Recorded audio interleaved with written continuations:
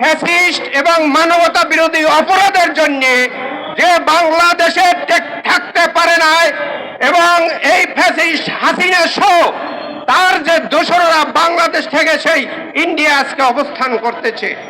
আপনারা সাংবাদিক বন্ধুরা, আপনারা একটু বোঝার চেষ্টা এবং এটা তুলে ধরেন। আজকে যদি এই বাংলাদেশকে যদি সুরক্ষা করতে হয়, ওই ভারতের কোনো সহযোগিতা আমরা চাই না।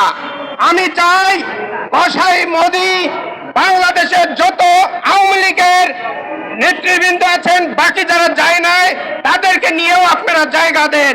এই বাংলাদেশে সোনার ফসল, সোনার মানুষ তৈরি হবে।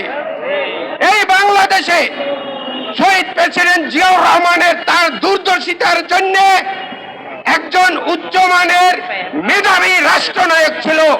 এই বাংলাদেশ সহ দক্ষিণ এশিয়ার সার্ক কান্ট্রি হিসাবে প্রতিষ্ঠিত করেছিল যে আমরা অন্তপক্ষে সার্ক যারা 7টা কান্ট্রি এবং পরবর্তীতে আফগানিস্তানে যোগ হয়েছিল, অত্যাধিক সুবলভাবে প্রতিবেশী রাষ্ট্র হিসেবে যথেষ্ট সম্মান দেখিয়েছিল। কিন্তু ভাগ্যের দুর্বার পরিহাস, বাংলাদেশ থেকে এই ভারতের নেপথ্যের ষড়যন্ত্রের কারণে শহীদ প্রেসিডেন্ট জিয়াউর রহমান সেদিন নিহত হয়। আমরা এর দুর্ভাগ্য বহন করতেছি আজ পর্যন্ত ভারতের অসহযোগিতার জন্য। প্রিয় বন্ধুরা, আমি কথা শেষ করব।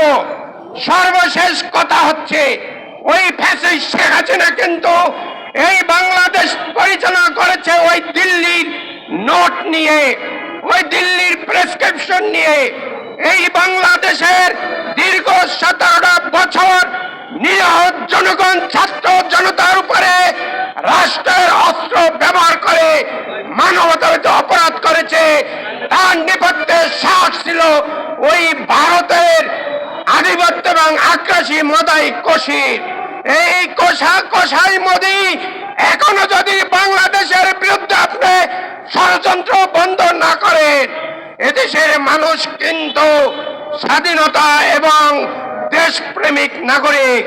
আগামীতে এই বাংলাদেশ যদি একটি সুষ্ঠু নির্বাচন হয়, গ্রহণযোগ্য নির্বাচন হয়, যারা জাতীয়তাবাদী অথবা রাজনৈতিকভাবে ক্ষমতায় আসে, আমি মনে করি আন্তর্জাতিক জাতিসংঘের রেজুলেশন মেনে এর প্রতিবাদ এবং ভারত যাতে আমাদের বিরুদ্ধে না কাজ না করতে পারে তার বিরুদ্ধে জোরালো আহ্বান জানিয়ে এবং এই বাংলাদেশ যে একটি স্বাধীন রাষ্ট্র, তার যেন কোনোভাবে কোথাও কোনো ষড়যন্ত্র না করতে পারে।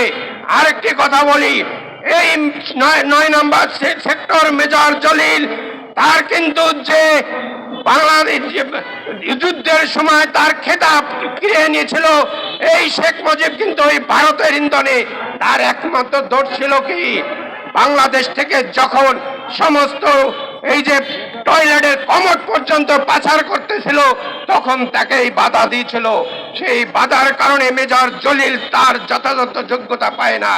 আমি মনে করি সামনের যারা রাজনৈতিক দল ক্ষমতা আসবে, এগুলো তারা পরীক্ষা নিরীক্ষা করে তাকে যথাযথ ক্ষমতা এবং প্রাপ্ততার পদ দিয়ে ফেরত দেওয়ার জন্য আহ্বান জানিয়ে এবং সকলকে আমি আহ্বান জানিয়ে আমি আমার বক্তব্য শেষ করছি। বাংলাদেশ জিন্দাবাদ।